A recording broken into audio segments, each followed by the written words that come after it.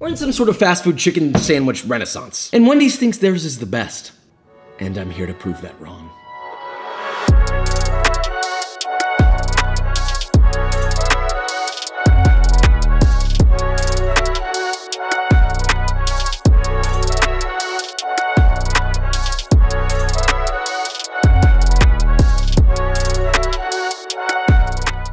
Okay, so as I said before, there is some weird chicken sandwich fast food renaissance. I don't know what's going on. Everyone wants to put out their sandwich ever since Popeyes did it. Then KFC's like, oh, we can do one. We're a chicken place. There's a little bit of a niche group of people that think that Wendy's is just the ultimatum of chicken sandwiches. And I think that that sandwich alone is single-handedly one of the farthest away, but I haven't had one in a long time. And so we'll pull all this together, make the greatest version of all time, and step out in style. So with all that being said, let's make this, shall we?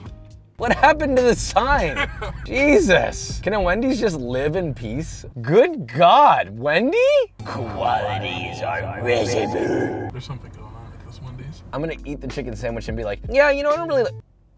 Bleh. It's fine, we do it for a butt better, I guess. Okay, so 3-point test. A, the building. Well, as you can see, that's a 0 out of 5 billion. It's so old that the sign that's made out of plastic is bleeding ink. How is that possible? Number 2, I think we've done the menu here before. I used to kind of like Wendy's when I was a kid, but there was a lot about it that I didn't like and I didn't understand why. But now I do. So that's a 3 out of 7 and 3/4 of a half. Can I do 2 spicy chicken sandwiches, no meal? Thank you, Thank you so much. The number of people that hit these walls is, oh. Not me today, please. Try your fries. If they're not hot and crispy, we'll replace them before you go. Oh, that's cool. Wendy's stepping up. Thank you so much. You too. So last point of the test, we got service. Pretty good. It was fast. Honestly, she was nice. I'll give that one a 7 out of 10. Good job, Wendy's. Time to go home. Yeah! So we've got the bag. Hot and crispy guarantee. You know, I do like this bag design. It's clean, simple. Chicken. Oh man, I wish I hadn't picked that up. Time to eat this sandwich completely normally. Oh, it's really hot. Out of the chicken sandwiches we've had on this channel, including the Popeyes, this is one of the better ones, but it's also extraordinarily basic. The flavor falls completely flat. It's just like, oh, here's a little bit of spice and crunch and a little bit salty, and then the rest is just lettuce. A chicken sandwich is one of my favorite foods on the entire planet, and if it is not a special experience leaving you thinking, longing for that sandwich again, then you've done made a mistake. So let's do this right. Oh, look, it naturally wanted to go to the trash can. You already know we got the bun game on lockdown. There is no comparison. These are the same buns from the Burger King Whopper video, but we'll give you a quick walkthrough. First off, it's the perfect bun recipe from my 9 times New York Times bestselling cookbook, link in the description, but because I'm such a sweet, sweet man, we'll show you the recipe here. Wow, so polite of me. So we slightly adjusted the recipe though. First off, no tangzong. Start off with half a cup or 125 milliliters of whole milk, and a half cup plus 3 tablespoons or a grand total of 170 milliliters of water, and to that you'll add 2.5 teaspoons or 9 grams of bread machine yeast. Specifically, it has, as we've stated many times, dough conditioners to soften your bread. Whisk till dissolved, then whisk in 1 egg plus 1 egg yolk until homogeneous. Pop that into the bottom of a stand mixer fitted with a dough hook, then in a separate bowl combine 3.5 cups or 525 grams of bread flour, a 1/3 cup or 60 grams of granulated sugar, 1.5 teaspoons or 11 grams of fine sea salt, and 4 grams of amylase enzyme. Amylase is another dough conditioner, but optional. The link is in the description.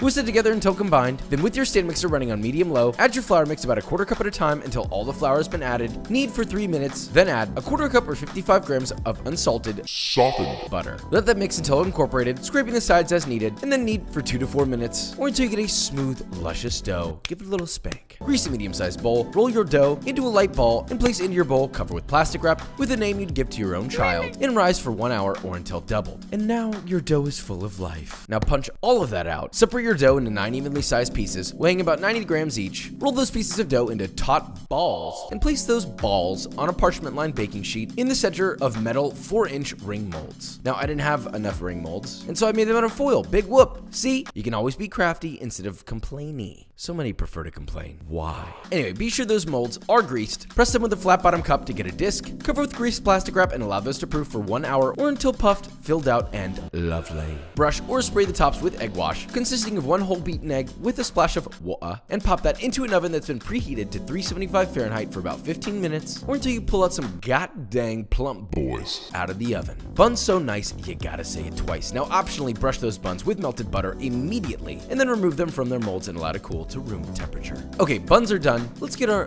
accoutrement prepared before we get to our chicken. First, a tome inspired mayo. First, in a small pan, add 15 cloves of garlic. To that, you'll add 1 cup or 240 milliliters of vegetable oil. Set that on the stove over medium heat and allow it to come up to a light fry and let it cook, stirring occasionally for about 5 minutes. And once your garlic is super soft and a beautiful deep golden brown, cut the heat and allow it to sit for 5 more minutes. Then strain the garlic out and let your oil cool to room temp. And trust me on this, it needs to be room temp. Once that's cooled, in a blender, combine 1 tablespoon or 15 grams of Dijon mustard, 2 teaspoons or 7 grams of granulated sugar, your confit garlic, 1 egg yolk, 1 tablespoon or 14 grams of white distilled vinegar. Blend on high speed until you get a paste, and then slowly stream in your cooled oil, because you cooled it, right? If you don't cool the oil, it'll break your emulsion. So you're blending and slowly streaming until you have a beautifully thick, glossy mayo. Taste and adjust salt levels, and pass that through a fine mesh sieve, and that's your mayo. Not just any mayo, but one of the most incredible garlic sauces of all time. Now, of course, for tomatoes, slice them to your desired thickness, and always lightly salt your tomatoes. It is not a question, it is simply what you do. And for the lettuce, I simply just break off some whole leaves from a head of butter lettuce. Well, that's all you need for your toppers. Oh wow, look at the clock, it's chicken time, what a coincidence. In a medium-sized bowl, add 2 cups or 475 milliliters of buttermilk, half a teaspoon or 1 gram of onion powder, 1 tablespoon or 11 grams of garlic powder, 1 tablespoon or 14 grams of kosher salt, 1 teaspoon or 5 grams of sugar, 1 tablespoon or 7 grams of paprika, and 1.5 teaspoons or 4 grams of cayenne powder. Whisk till thoroughly combined, and then lay in 1.5 pounds or 680 grams of boneless, skinless chicken thighs. Cover and marinate for at least 20 minutes in the fridge and up to overnight. If I'm being honest, I let them marinate for I think 2 minutes, so real nice. Now for your dredge, combine 2 cups or 300 grams of all-purpose flour, 6 teaspoons or 6 grams of paprika, half a teaspoon or about half a gram of cayenne powder, 2 teaspoons or 8 grams of garlic powder, 1.5 teaspoons or 7 grams of kosher salt, and 1 tablespoon or 5 grams of nutritional yeast. Whiskey business until combined.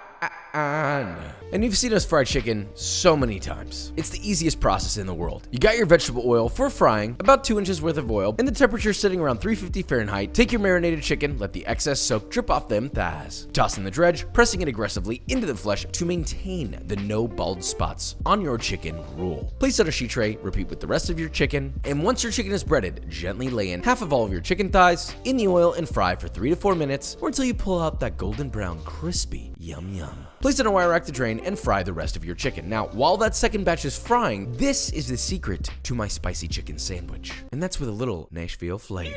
In a medium heat proof bowl, add 1 tablespoon or 10 grams of light brown sugar, 1 teaspoon or 4 grams of kosher salt, 1 tablespoon or 10 grams of garlic powder, 1 tablespoon or 10 grams of smoked paprika, 2.5 tablespoons or 13 grams of cayenne powder. Yes, it's a lot. You can scale it back if you're sensitive to spicy. But we're making this sandwich hot in a beautiful way. Mix until combined. And this is the secret. Ladle in 1.5 cups or 360 milliliters of your hot frying oil. Yes, the oil while you're frying chicken, that oil. Whisk together and toss your chicken in it while the chicken is still blazing hot, and so is your spicy oil. Baste that bad boy for a couple of seconds and place back on the wire rack to drain. Rinse and repeat with all of your freshly fried chicken. And this is the most addicting, spicy chicken that money can possibly buy. Now, the time for assembly has come. First, slice and toast your buns in butter until golden and beautiful. Always mandatory, we should know that. Next, heavily confit garlic mayo your bottom bun. Lay atop your spicy, glossy chicken, a nice little leaf de lettuce, a fat tomato slice, or thin. Sauce the top bun, get a chair ready so you can fall into it, and crown your magnificent, spicy sandwich king. You all know how I feel about chicken sandwiches. They're important to me. And this chicken sandwich smells so good, looks so goddamn beautiful, I can't help myself but call my dear Aunt Sally, teller of the tales of chicken that caused anybody to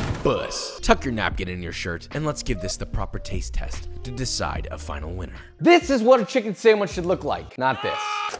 Ooh, oh yeah. She's juicing!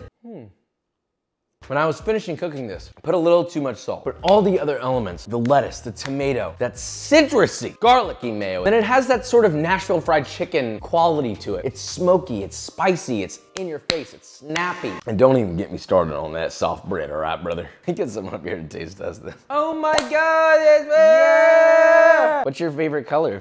Red and a half. Number 1.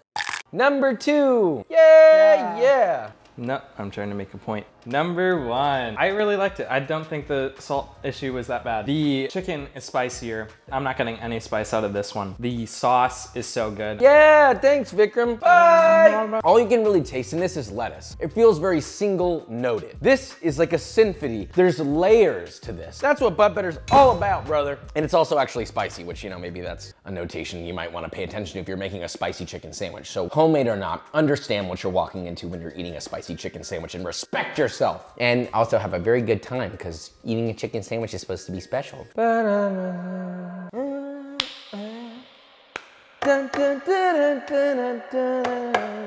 I have to sharpen my knife. You want to know what else has crisp, glistening goodies smothered in a creamy sauce, surrounded by vegetation? B-roll.